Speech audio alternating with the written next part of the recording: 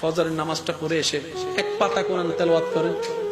আচ্ছা, এক পাতাও না পারেন, অন্তত কুল হুয়াল্লাহটা পড়েন। অন্তত আল্লাহকে বলতে পারবেন, আল্লাহ আমি কোরআনটাকে স্পর্শ করার চেষ্টা করেছি, ভালো করে পড়তে জানি না, কিন্তু পড়ার চেষ্টাটা করেছি বানান করে হলেও। আর মনে রাখবেন, যেই ছাত্র চেষ্টা করে টিচার কখনো তাকে আঘাত করে না, বরং তার উপর আরো খুশি হয় যে আমার ছাত্র না পারলেও অন্তত কি করেছে, চেষ্টা করেছে। আল্লাহ পাক আমাদের সবাইকে চেষ্টাকারী বান্দা বানার তৌফিক দান করুন। আমার কথায় কি কেউ কোনো কষ্ট পাচ্ছেন? তাহলে এবার একটু খেয়াল করেন, জান্নাতে যেতে গেলে সওয়াবের দরকার, জাহান্নামে গুনার দরকার। আমার জীবনে গুনাহ বেশি, আপনারাও স্বীকার করেছেন আপনাদের জীবনে সওয়াবের তুলনায় কি বেশি, গুনাহ বেশি। তাহলে আমাদের টার্গেট তো পূরণ হচ্ছে না কেন?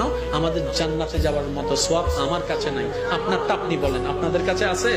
নাই। কারণ আমরা একটা ভালো কাজ করলে 10টা খারাপ কাজ করি, এক ওয়াক্ত নামাজ পড়লে 10 বার মানুষের নামে বদনাম করি, একবার মানুষকে সাহায্য করলে পুরো এলাকায় সেটা বলে বলে বেড়াই, তাকে কোটা দেওয়ার চেষ্টা করি।